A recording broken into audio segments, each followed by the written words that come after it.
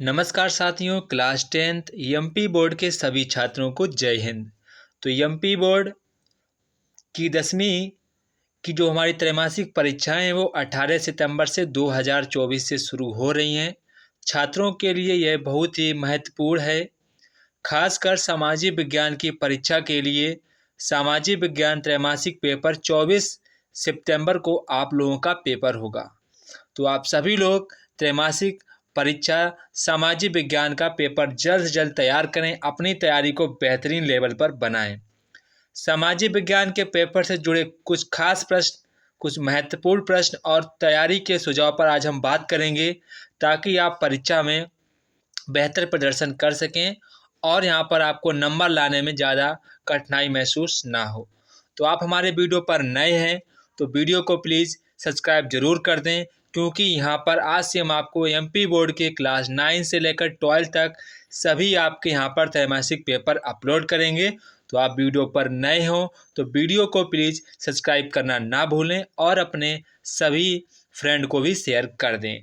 तो आज हम लोग अपना क्लास 10th का एमपी बोर्ड सामाजिक विज्ञान का पेपर आपके साथ में डिस्कस करेंगे, जो कि आपका काफ़ी इम्पोर्टेंट पेपर है। इसमें मैंने इम्पोर्टेंट क्वेश्चन ही रखे हैं, तो आप सभी लोग इस क्वेश्चन पेपर को बेहतरीन ढंग से तैयार कर लेंगे। तो यकीन मानो, मैं 100% गारंटी तो नहीं ले सकता हूं, पर यहाँ पर 95% गारंटी है। अगर आप इतने सारे जो क्वेश्चन मैं आपको बताऊंगा, अगर आप उतने तैयार कर लेते हैं तो यहाँ पर आपको 70 से कम नंबर लाने से कोई नहीं रोक सकता है। तो सभी लोग वीडियो पर नए हों तो वीडियो को लाइक सब्सक्राइब करना ना भूलें। तो यहाँ पर हमारा पहला क्वेश्चन है, निम्नलिखित में से कौन सा तत्व बेल्जियम मॉडल में शामिल नहीं है। तो ये जो question class 10th MP board के लिए काफ़ी इम्पोर्टेंट है, आप सभी लोगों के लिए सबसे ज़्यादा इम्पोर्टेंट क्वेश्चन है। तो आप इसको यहाँ पर ध्यान रखेंगे कि कौन सा जो हमारा तत्व था वो बेल्जियम मॉडल में शामिल नहीं था। तो वो था हमारा, केंद्र सरकार की नई शक्तियाँ राज्य सरकारों को दी गई हैं। तो यहाँ पर हमारा ऑप्शन नंबर बी वाला करेक्ट आंसर होगा। इसके बाद यहाँ पर क्वेश्चन नंबर 2 है। तो क्वेश्चन नंबर 2 यहाँ पर कह रहा है, निम्नलिखित में से गलत विकल्प को चुनिए। तो यहाँ पर आपको गलत विकल्प को चुनना है। यहाँ पर कह रहा है बेल्जियम उत्तरी अमेरिका का एक, यहाँ पर कह रहा है बेल्जियम उत्तरी अमेरिका का एक बड़ा देश है। ये तो गलत कह रहा है, उत्तरी अमेरिका में बेल्जियम देश नहीं होता है। तो यहाँ पर ये हमारा गलत ऑप्शन हो जाएगा। तो ऑप्शन नंबर यहाँ पर हमारा आ वाला करेक्ट आंसर हो जाएगा। और यहाँ पर कह रहा है इसकी सीमा फ्रांस, नीदरलैंड, जर्मनी और लग्जमबर्ग से लगती है। जो हमारा कंट्री बेल्जियम है उसकी जो सीमाएं हैं, फ्रांस से लगती है, नीदरलैंड से लगती है, जर्मनी से लगती है, लग्जमबर्ग से लगती है। बिल्कुल ये सही स्टेटमेंट है, आप इसको याद रखेंगे। इसके बाद यहाँ पर कह रहा है कि बेल्जियम की बात कर रहा है, बेल्जियम आबादी में 1 करोड़ से ज़्यादा है। बिल्कुल सही बात है। इस छोटे से देश की जातीय संरचना बहुत ही जटिल है। ये भी बिल्कुल सही बात है। तो यहाँ पर हमारा आ वाला स्टेटमेंट गलत है और बाकी जितने भी हमारे स्टेटमेंट हैं वो सभी के सभी सही स्टेटमेंट हैं। इसके बाद यहाँ पर हम लोग बात करेंगे क्वेश्चन नंबर 3 पर, बेल्जियम की जातीय संरचना के संबंध में निम्नलिखित में से कौन सा कथन आपका सही है। तो यहाँ पर आप देखेंगे बेल्जियम जो हमारा कंट्री है, जिसकी सीमा फ्रांस से लगती है, नीदरलैंड से लगती है, जर्मनी से लगती है, लग्जमबर्ग से लगती है। जो हमारा बेल्जियम है उसमें 59% लोग फ्लेमिश क्षेत्र के रहते हैं और डच भाषा को बोलते हैं। तो ये हमारा बिल्कुल सही स्टेटमेंट है। तो यहाँ पर हमारा ऑप्शन नंबर आ वाला करेक्ट आंसर हो जाएगा। यहाँ पर मैंने नीचे इसके आंसर भी लिख रखे हैं ताकि आपको यहाँ पर कोई भी डाउट ना रहे। इसके बाद यहाँ पर हमारा क्वेश्चन नंबर 4 आता है। तो क्वेश्चन नंबर 4 यहाँ पर कह रहा है, लोकतंत्र के लिए आवश्यक है। तो लोकतंत्र के लिए क्या आवश्यक है। तो यहाँ पर हमारा करेक्ट आंसर हो जाएगा स्वतंत्र और निष्पक्ष चुनाव। स्वतंत्र और निष्पक्ष चुनाव यहाँ पर हमारा ये करेक्ट आंसर हो जाएगा। इसके बाद यहाँ पर क्वेश्चन नंबर 5 आता है। तो क्वेश्चन नंबर 5 यहाँ पर कह रहा है, यूरोपीय संघ का मुख्यालय कहाँ पर है। तो यूरोपीय संघ का जो हमारा मुख्यालय है वो यहाँ पर हमारा ब्रुसेल्स में है। ये आप यहाँ पर ध्यान रखेंगे, काफ़ी इम्पोर्टेंट क्वेश्चन है आप लोगों के लिए। इसके बाद यहाँ पर क्वेश्चन कह रहा है, क्वेश्चन नंबर 6 कह रहा है कि निम्नलिखित में से कौन श्रीलंका का एक प्रमुख जाति समूह है। तो श्रीलंका का एक प्रमुख जाति समूह कौन है हमारा? सिंघल और तमिल। कौन है? सिंघल और तमिल। इसके बाद नेक्स्ट क्वेश्चन यहाँ पर क्वेश्चन नंबर 7। तो क्वेश्चन नंबर 7 यहाँ पर कह रहा है संसाधन जो एक क्षेत्र में पाए जाते हैं लेकिन उनका उपयोग नहीं होता है तो वो कहलाते हैं संभाव्य संसाधन। क्या कहलाते हैं? संभाव्य संसाधन कहलाते हैं। ठीक है। इसके बाद यहाँ पर क्वेश्चन नंबर 8 आता है। तो क्वेश्चन नंबर 8 यहाँ पर कह रहा है कि निम्नलिखित में से कौन सा अजैव संसाधन है। तो यहाँ पर पूछ रहा है कौन सा अजैव संसाधन है। तो वहाँ पर हमारी चट्टानें अजैव संसाधन है, चट्टानें। ठीक है। इसके बाद यहाँ पर क्वेश्चन नंबर 9 आता है। तो क्वेश्चन नंबर 9 कह रहा है कि प्राकृतिक संसाधनों का उचित प्रबंधन क्यों महत्वपूर्ण है। क्यों महत्वपूर्ण है? क्योंकि जो हमारा पर्यावरण है वो संतुलित बना रहे और हमारे पास जो प्राकृतिक संसाधन है वो एक सीमित मात्रा में है। ठीक है, एक सीमित मात्रा में, पर ऐसा कोई ऑप्शन तो है नहीं। तो हम लोग यहाँ पर ऑप्शन नंबर बी वाले को ही करेक्ट मानेंगे, संतुलित पर्यावरण बनाने के लिए। इसके बाद यहाँ पर हमारा क्वेश्चन नंबर 10 आता है। तो क्वेश्चन नंबर 10 यहाँ पर कह रहा है अवनालिका अपरदन मृदा को बनाता है। तो कौन बनाता है? कृषि के लिए अनुपयुक्त। यहाँ पर कह रहा है कृषि के लिए अनुपयुक्त बना देता है, जो कि जहाँ पर कृषि की जो फसल होती हैं वो बेकार हो जाती हैं जब मृदा में अवनालिका अपरदन हो जाता है। तो यहाँ पर आप लोग ध्यान रखेंगे, काफ़ी इंपॉर्टेंट क्वेश्चन है। इसके बाद यहाँ पर कह रहा है राज्य का पुनर्गठन आयोग की स्थापना कब हुई थी। तो इसकी स्थापना कब हुई थी? 22 दिसंबर 1953 को हुई थी। 22 दिसंबर 1953 को हुई थी। तो यहाँ पर हमारा ऑप्शन नंबर ए वाला करेक्ट आंसर हो जाएगा। इसके बाद यहाँ पर कह रहे हैं कि संविधान का रक्षक कहलाता है।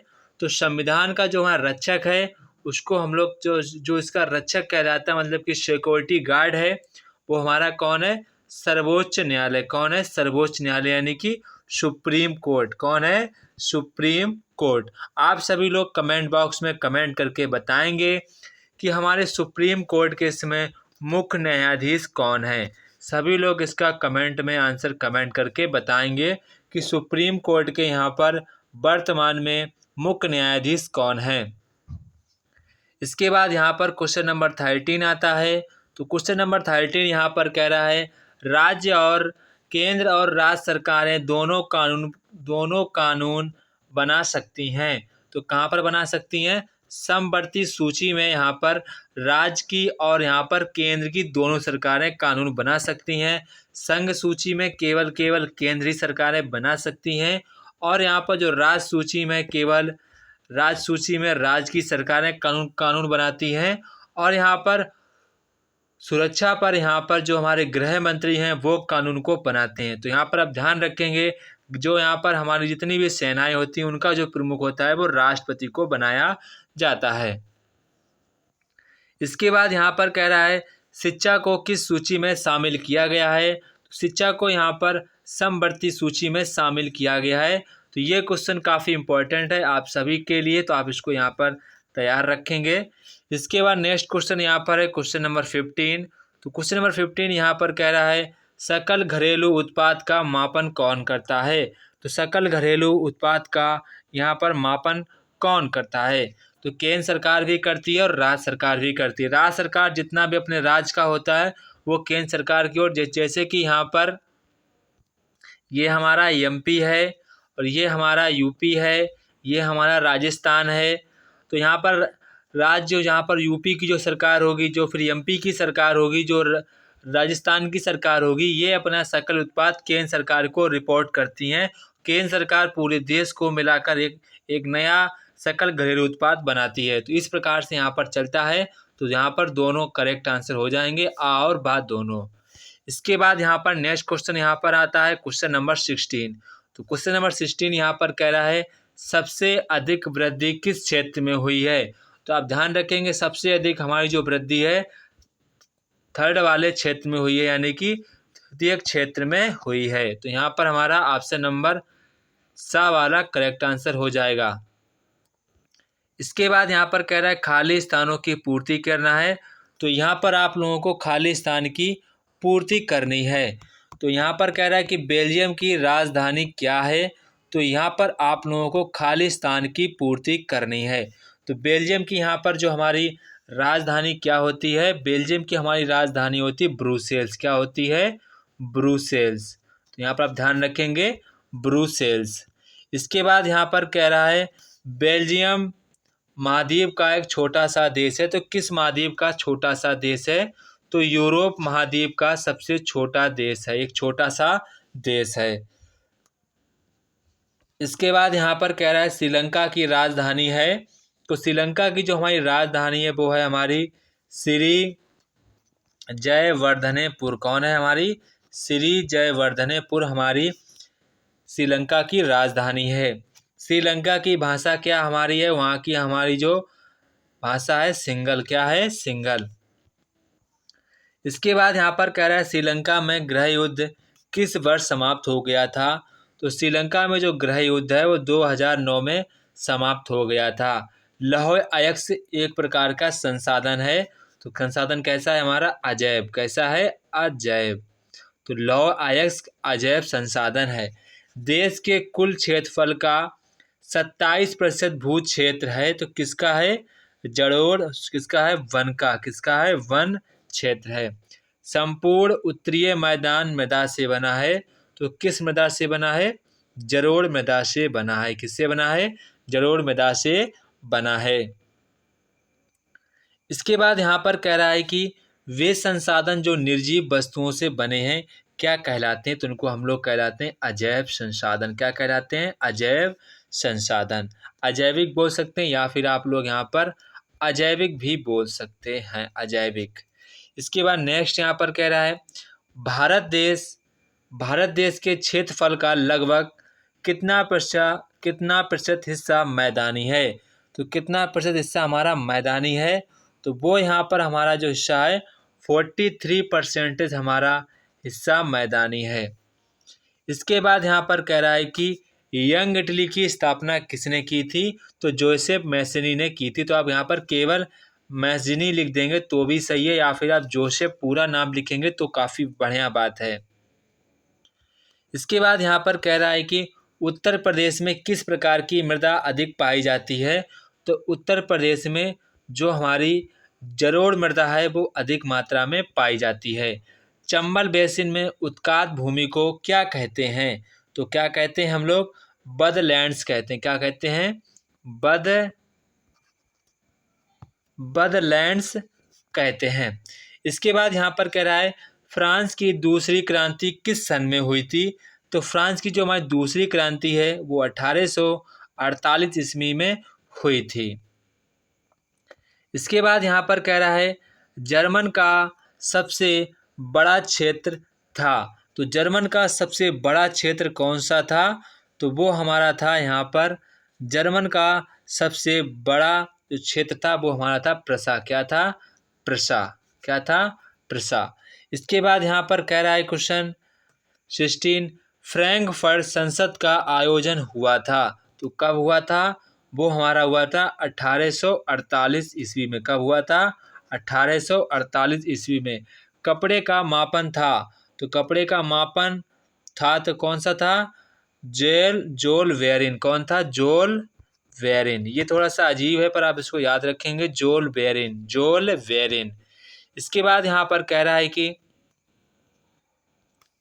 पूर्वीय और मध्य यूरोप के जागीरदारों को जमीनों पर खेती करते थे तो उनको हम लोग क्या कहते थे।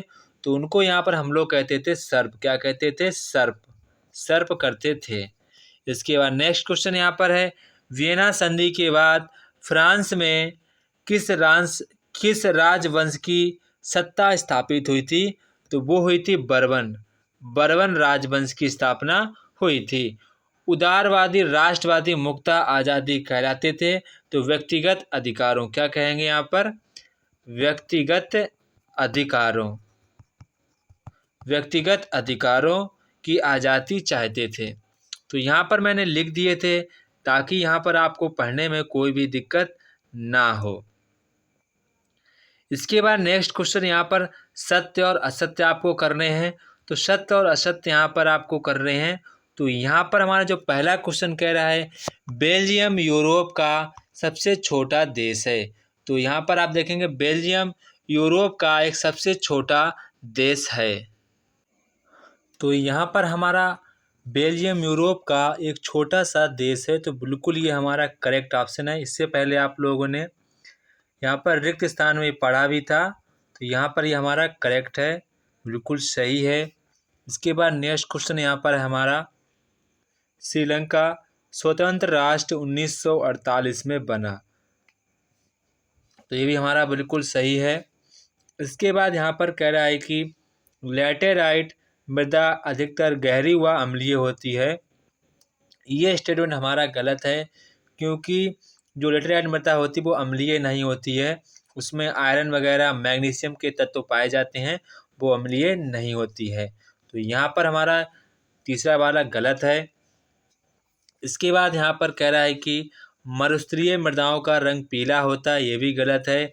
मरुस्थलीय मृदाओं का जो रंग होता है वो लाल और भूरा होता है। क्या होता है? लाल और भूरा। इसके बाद यहाँ पर कह रहा है कि मृदा सबसे महत्वपूर्ण नवीकरणीय योग संसाधन है। तो बिल्कुल सही बात है। उत्पत्ति के आधार पर जैव और अजैव संसाधन होते हैं, ये भी बिल्कुल हमारा सही है। इसके बाद यहाँ पर कह रहा है कि पुरानी जलोढ़ मृदा को बांगर भूमि कहा जाता है। तो ये भी हमारी बिल्कुल सही स्टेटमेंट है। लैटेराइट शब्द ग्रीक भाषा के शब्द लेटर से लिया गया है, ये भी हमारा एक सही कथन है। इसके बाद यहाँ पर कह रहा है कि पंजाब और हरियाणा में 80% भूमि पर कृषि होती है। बिल्कुल सही बात है। पंजाब और हरियाणा में काफ़ी बड़े क्षेत्र में कृषि की जाती है। उदारवादी को मताधिकार के पक्ष में थे, बिल्कुल गलत है, क्योंकि जब उदारवादी क्रांति हुई थी तो मजदूर वर्ग और पढ़े लिखे वर्ग और किसान आपस में सभी अपनी अपनी मांगों के आधार पर क्रांति कर रहे थे, क्योंकि वो एक पक्ष में नहीं थे। वो यहाँ पर एक पक्ष में मताधिकार को करने को रेडी नहीं थे। तो यहाँ पर हमारा ये वाला स्टेटमेंट गलत हो जाएगा।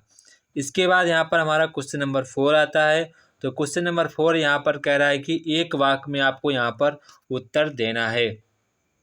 तो यहाँ पर आप सभी लोगों को एक वाक्य में उत्तर देना है।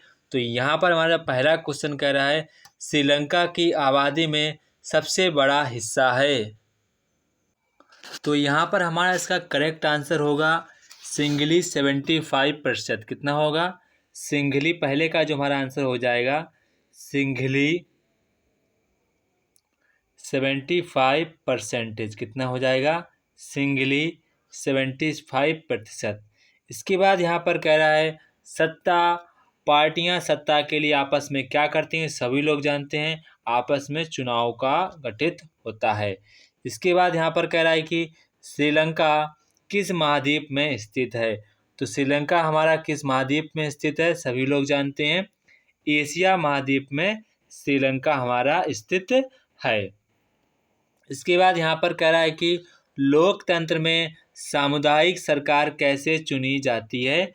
तो यहाँ पर बेल्जियम में सामुदायिक सरकार कैसे चुनी जाती है? लोकतंत्र के माध्यम से चुनी जाती है। इसके बाद नेक्स्ट यहाँ पर कह रहा है सत्ता का बंटवारा क्यों वांछनीय? क्योंकि अगर एक ही व्यक्ति के हाथ में सारी की सारी पावर दे देंगे तो वो व्यक्ति अपनी पावर का मिसयूज कर सकता है।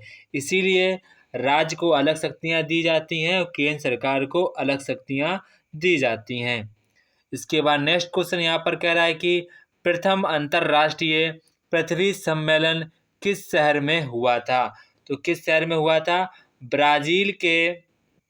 ब्राज़ील का एक शहर है रियो डी जेनेरो। कौन सा है? Rio de Janeiro. ये शहर है। कब हुआ था हमारा सम्मेलन? ये हमारा हुआ था 1992 में हुआ था। प्रथम अंतर्राष्ट्रीय पृथ्वी सम्मेलन 1992 में हुआ था। ब्राज़ील के रियो डी जेनेरो शहर में हुआ था। इसके बाद यहाँ पर कह रहा है कि उत्पत्ति के आधार पर संसाधन कितने प्रकार के होते हैं, ये आपको हम यहाँ पर रिक्त स्थान में इसकी वर्णन कर चुके हैं। इसके बाद यहाँ पर कह रहा है अधिक वर्षा के निस्चालन की क्रिया से किस मृदा का निर्माण होता है? तो वो होता है लैटेराइट मृदा का। किसका होता है?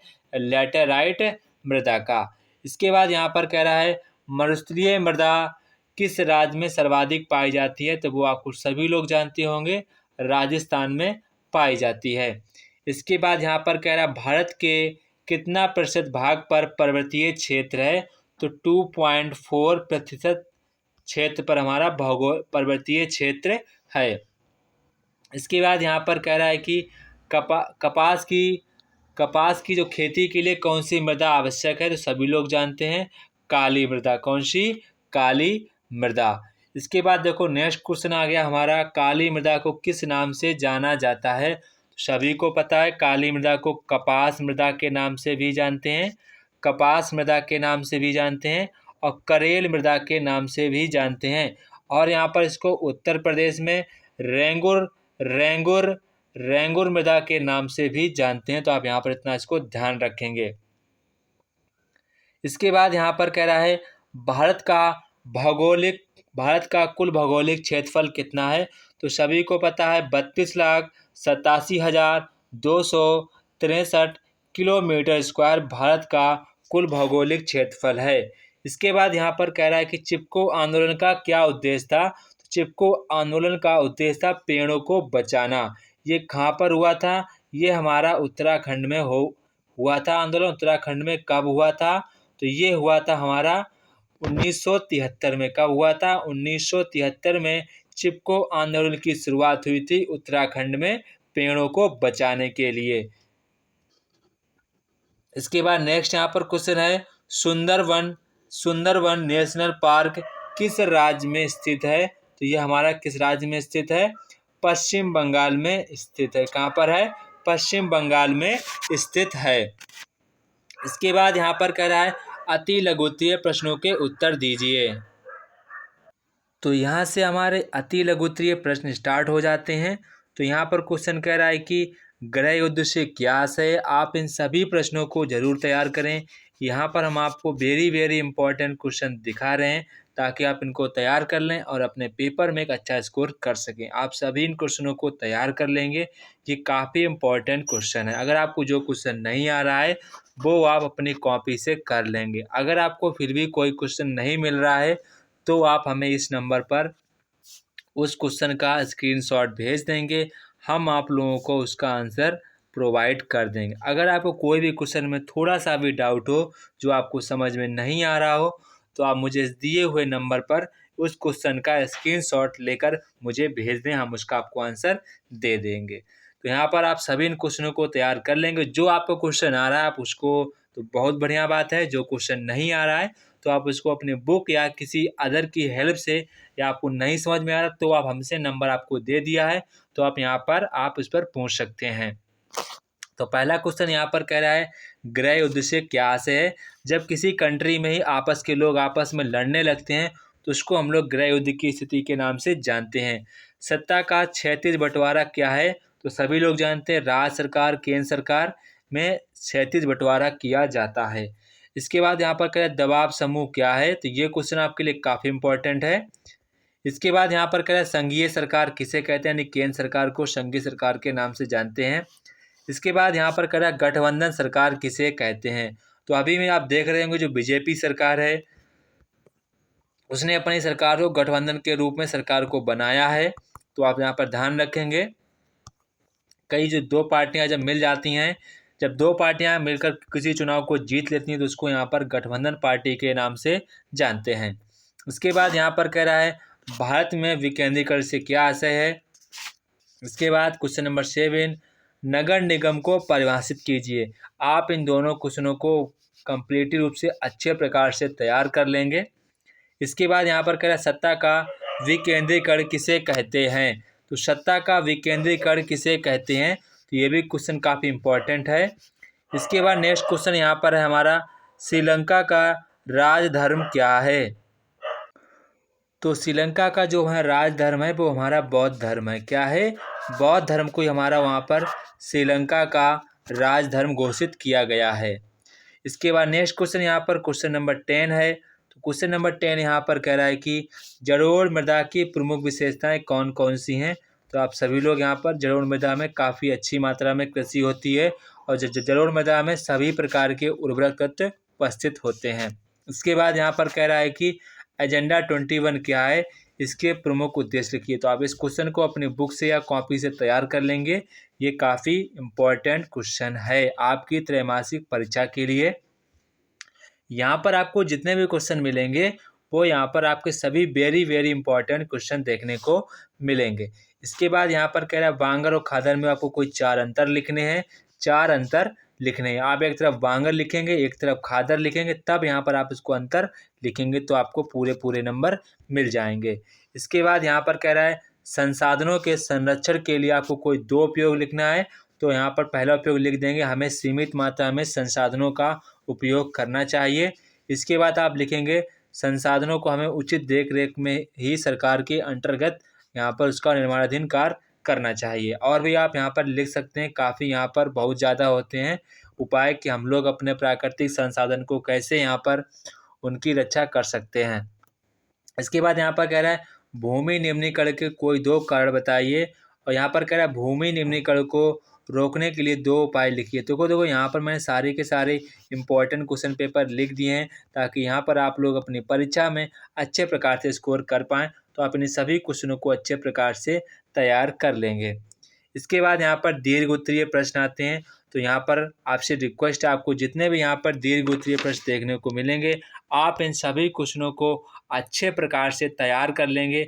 यकीन मानो अगर आप इन सभी क्वेश्चनों को तैयार कर लेते हैं तो यहाँ पर आपका जो पेपर है कोई भी आपका पेपर में क्वेश्चन नहीं छूटेगा।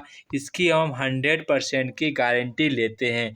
अगर आप ये सभी क्वेश्चन जितने भी मैंने क्वेश्चन करवाए हैं अगर आप इस सभी क्वेश्चनों को तैयार कर लेते हैं तो यकीन मानो आपका कोई भी पेपर में क्वेश्चन नहीं छूटेगा। ये यहाँ पर 100% की गारंटी है। तो आप कृपया करके इन सभी क्वेश्चनों को तैयार कर लें। अगर आपको ये सारे के सारे क्वेश्चन आते हैं तो यहाँ पर आपके लिए काफ़ी सराहना की बात है। तो यहाँ पर आप ये सभी क्वेश्चन तैयार कर लेंगे। ये क्वेश्चन आपके लिए काफ़ी इम्पोर्टेंट है। जय हिंद साथियों, फिर मिलते हैं अपने नेक्स्ट वीडियो में। तब तक कि आप सभी लोगों को जय हिंद। अगर आप हमारी वीडियो पर नए हैं तो वीडियो को प्लीज़ सब्सक्राइब करना ना भूलें, क्योंकि यहाँ पर आपको क्लास 10 से लेकर 9 से लेकर आपके 12 तक सभी त्रैमासिक पेपर अपलोड करेंगे। Very very important question paper यहाँ पर आपको देखने को मिलेंगे। जय हिंद साथियों, फिर मिलते हैं अपने नेक्स्ट वीडियो में।